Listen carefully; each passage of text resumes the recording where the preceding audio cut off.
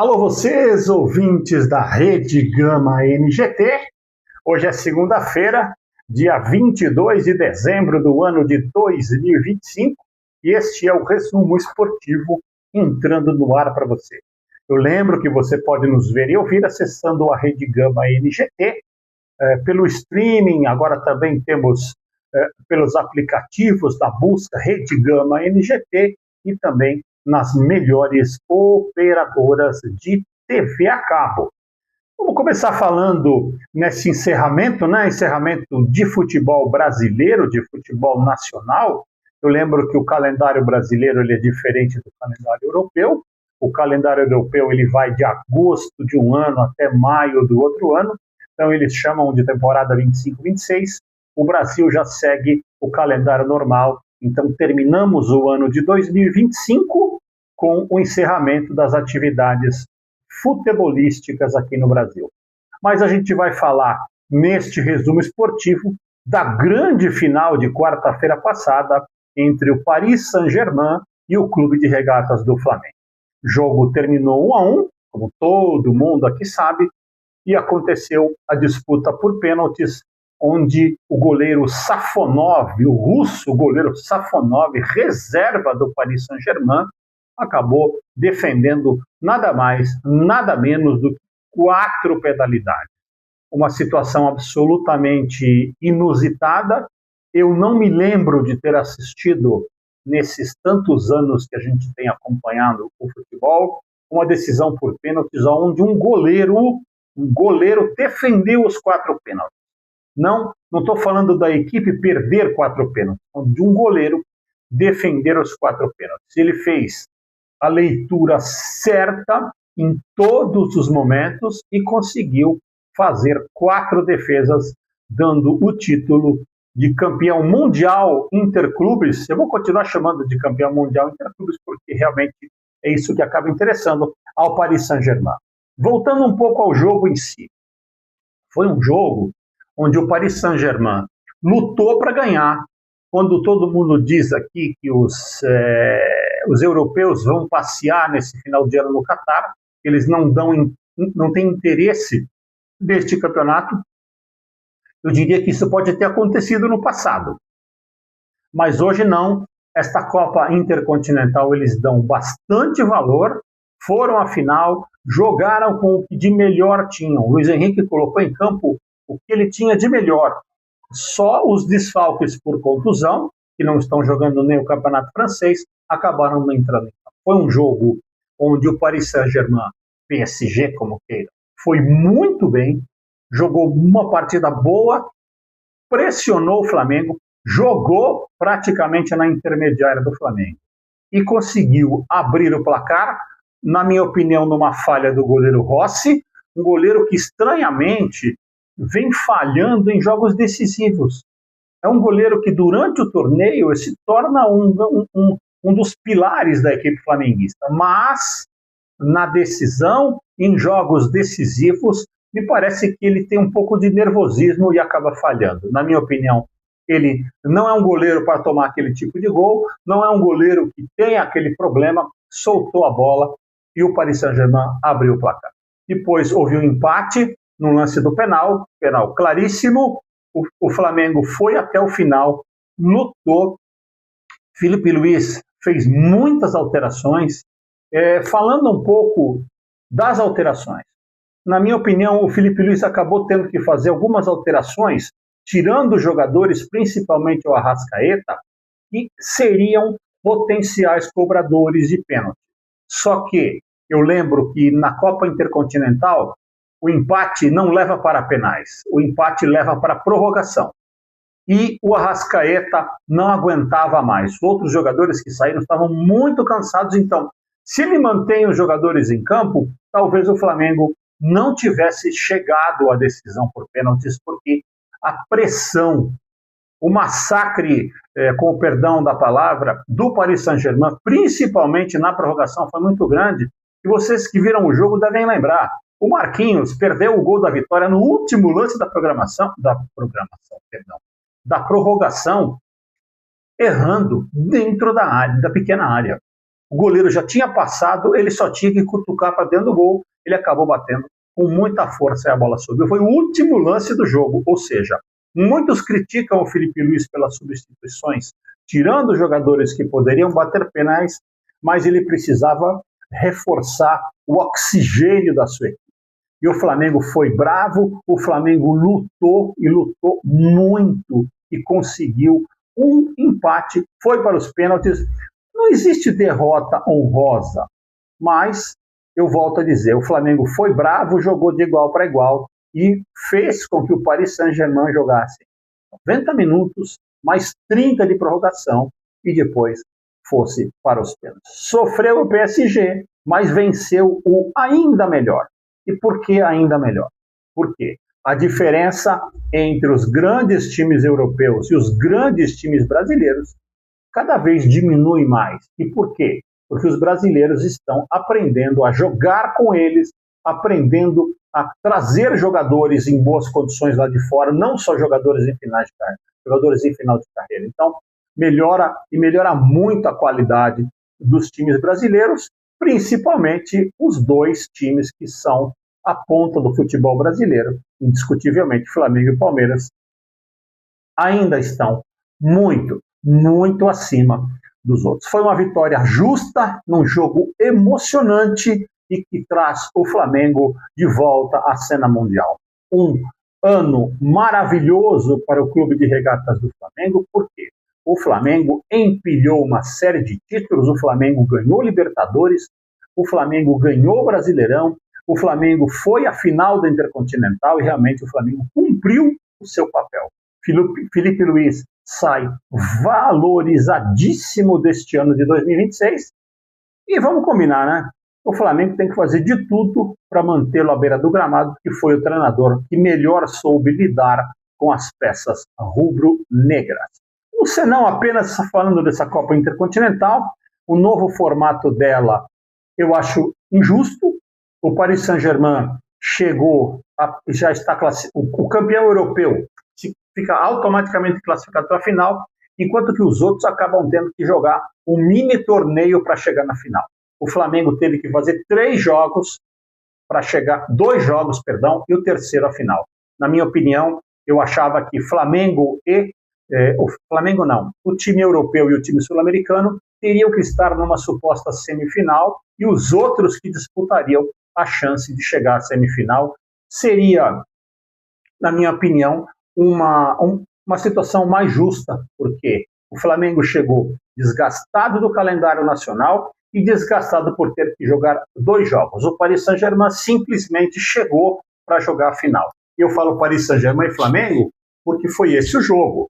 Mas eu diria, o representante sul-americano e o representante europeu deveriam ter, na minha opinião, as mesmas regalias entre eles. Não apenas um ir à final e o outro ter que jogar muitas partidas. Mas essa aqui é apenas a opinião do Resumo Esportivo.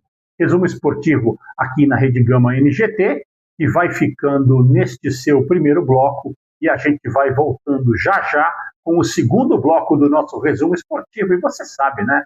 Rede Gama NGT, sempre, sempre com você. Voltamos com o segundo tempo do nosso Resumo Esportivo, onde vamos abordar a grande final da Copa do Brasil. Na quarta-feira passada à noite, perante uma Neoquímica Arena lotada, mais de 47 mil pessoas, Corinthians 0, Vasco 0. Um jogo que deixou muito a desejar a todos nós.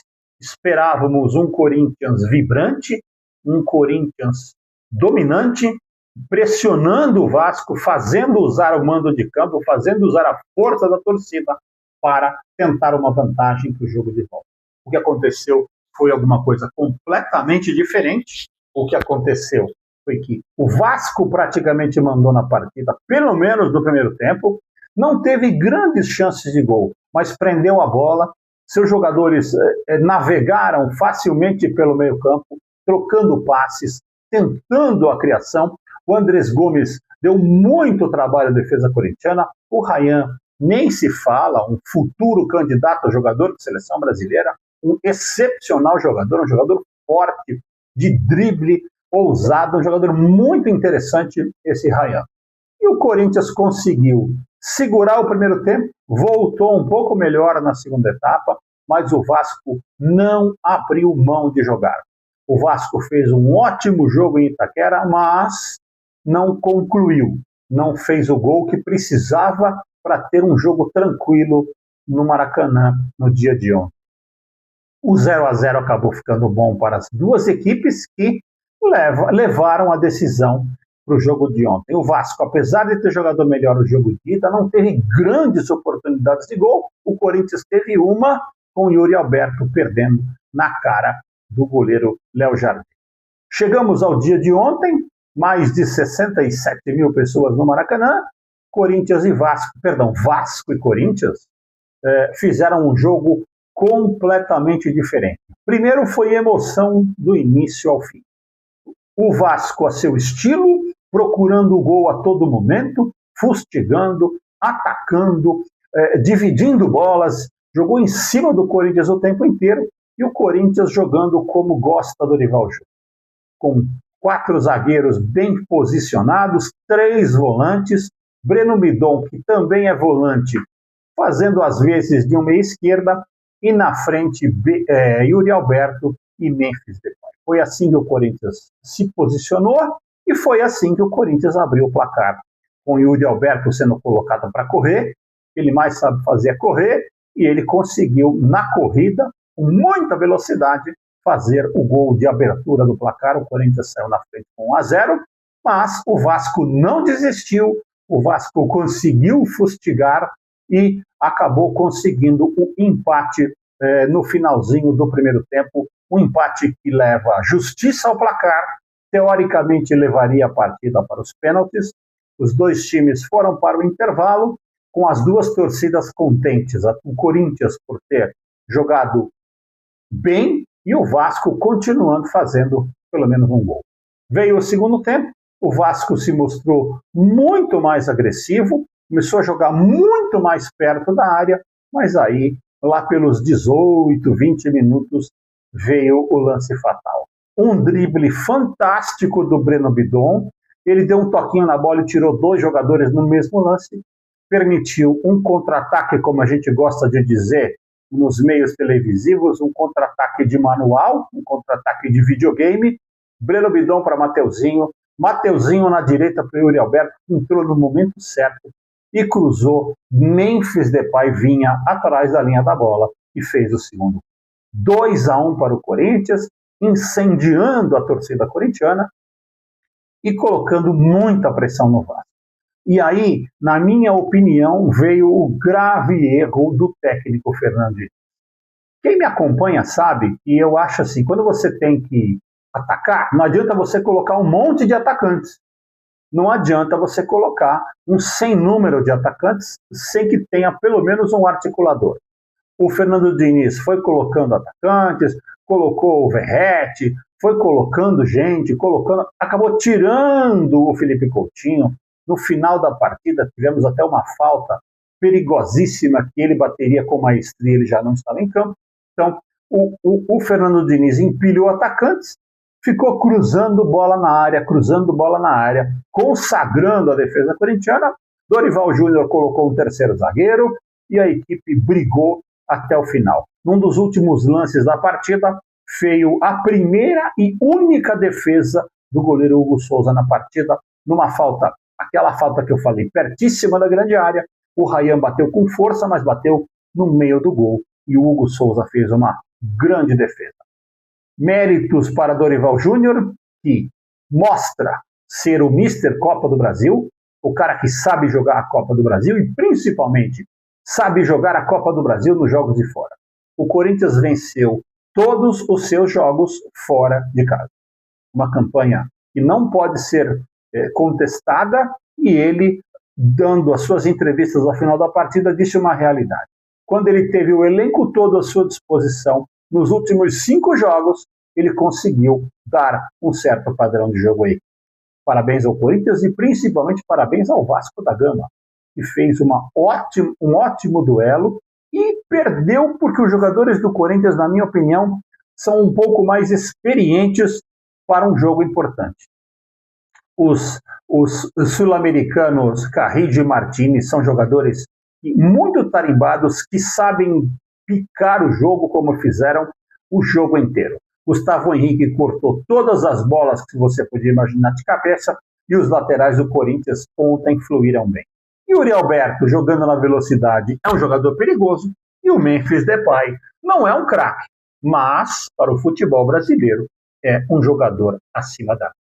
Vamos ver agora o que vai acontecer em termos do ano de 2026. O Vasco jogará a Sul-Americana, o Corinthians vai para a fase de grupos da Libertadores da América, ou seja, um resultado excepcional. Volto a dizer, as dívidas existem, o Transferban ainda não conseguiu ser pago, jogadores com premiações atrasadas, a conta do Memphis engordou mais um pouquinho ontem, depois do gol que ele fez e do título que ele acabou conseguindo. Então, resta saber qual será o Corinthians do ano que vem. Na minha opinião, a única certeza que temos é que Dorival Júnior estará à beira do gramado por merecimento total. Mas o clube precisa entrar economicamente nos eixos, apresentar um plano de pagamento dessas dívidas. O time não pode dever mais de 2,5 bilhões de reais e ficar disputando o título. Realmente não pode. Tem que aproveitar essas premiações, mas acho que precisa ser feita uma limpa no elenco. Tem muita gente ali que ganha muito mais do que joga. Esta é apenas a minha opinião. Já o Vasco da Gama, na minha opinião, não tem muito o que fazer. São esses os jogadores para o ano que vem. E é uma equipe muito entrosada, que nas mãos do Fernando Diniz tende a dar muitas alegrias à torcida cruzmaltina. Foi realmente uma final digna do encerramento do Campeonato Brasileiro. No final das contas, a CBF, com a mudança das datas do regulamento, acabou proporcionando a todos nós um lindo encerramento do Campeonato Brasileiro, do futebol brasileiro, com a Copa do Brasil tendo a decisão num mata-mata. Muitos dizem que o mata-mata tem que continuar no lugar dos pontos corridos. Eu acho que a fórmula de hoje é perfeita. Temos o Campeonato Brasileiro em 38 rodadas e apura o campeão brasileiro, o melhor time do Brasil no ano. E temos a Copa do Brasil, que é um torneio democrático de mata-mata que não apura o melhor time do Brasil, e sim aquele que jogou melhor a Copa do Brasil. Temos o Flamengo, campeão brasileiro, o melhor time do Brasil, e o Corinthians, que ganhou a Copa do Brasil e soube jogar o torneio. Primeiro jogo do calendário nacional, não estou falando do calendário regional, calendário nacional em 2026, Flamengo e Corinthians, num estádio em Campo Neutro no mês de janeiro. Acredito que será em Brasília, com torcida dividida, e fico imaginando o quão emocionante será esta partida, e com certeza o Resumo Esportivo estará acompanhando para você. Resumo Esportivo que vai ficando por aqui neste segundo tempo, e a gente volta com o tempo extra, falando sobre outros esportes e alguns detalhes do futebol tupiniquim, e você sabe que Rede Gama MGT, sempre com você. Voltamos agora com o terceiro tempo, o famoso tempo extra do nosso resumo esportivo, este resumo esportivo pré-Natal, afinal de contas, estamos no dia 22 de dezembro, daqui a 3 dias é Natal e teremos aquela confraternização de todas as famílias. Um detalhezinho que acabou passando desapercebido quando eu fiz o comentário a respeito do goleiro Safonov, na segunda cobrança de pênaltis que ele defendeu, no lance do Pedro, ele acabou fraturando a mão esquerda. Ninguém sabe como que isso aconteceu, e ele, com a mão esquerda quebrada, fraturada, ele ainda fez 2 defesas. Para você ver o tanto de adrenalina que estava no corpo do goleiro russo e que estava também no corpo de todos os jogadores. Afinal de contas, com a mão quebrada, você ainda fazer 2 defesas de penais, realmente é um mérito muito grande. Eu deixei passar essa informação quando falei do jogo Flamengo e PSG. Falando agora um pouquinho sobre o voleibol, o Mundial de Clubes de Voleibol masculino foi jogado na semana passada, na semana que se encerrou ontem, no Mangueirinho, em Belém do Pará, e o Perugia, o clube italiano Perugia, acabou se tornando campeão mundial de clubes com muita justiça, vencendo todos os jogos, atropelando seus adversários em semifinais e finais. Na final, o Perugia bateu os japoneses do Osaka por 3-0, numa partida impecável. Na semifinal, o Perugia já tinha batido o Vôlei Renata de Campinas, também por 3-0. Destaque para o excepcional levantador Gianelli, de mais de 2 metros de altura, que parece que quanto mais joga, mais fica melhor. Um detalhe interessante, o Zawirty, da Polônia, foi o terceiro colocado, e a equipe do Vôlei Renata de Campinas acabou ficando com a quarta colocação. O Cruzeiro, até então, bicho-papão dos mundiais de clubes, acabou ficando fora das semifinais, uma decepção muito grande. No jogo inicial, acabou perdendo para os japoneses do Osaka por 3-0, e a classificação ficou praticamente impossível para a equipe do Cruzeiro. Um detalhe importante, o técnico Angelo Lorenzetti, do Perugia, multicampeão, durante a semana ele acabou tendo uma triste notícia, uma triste notícia, seu pai acabou falecendo, e ele mesmo assim continuou em quadra e conquistou o título que os jogadores dedicaram à sua pessoa, o ótimo técnico italiano, Angelo Lorenzetti, do Perugia. O Perugia conquista mais um título, e o ano que vem vamos ver se o voleibol brasileiro melhora. Falando um pouco sobre o voleibol brasileiro, tanto masculino quanto feminino, eu acompanhei o feminino de perto e o masculino pela televisão. Em termos de clube, o Brasil vai ficando cada vez mais distante dos grandes times europeus. A Superliga brasileira, tanto masculina como feminina, é um sucesso, mas o nível das jogadoras que jogam no Brasil está ficando um pouco distante em relação aos times europeus. No feminino, a gente diria que não teve graça, e no masculino também não teve graça. O Brasil não conseguiu competir de igual para igual com os grandes times europeus. E por que isso?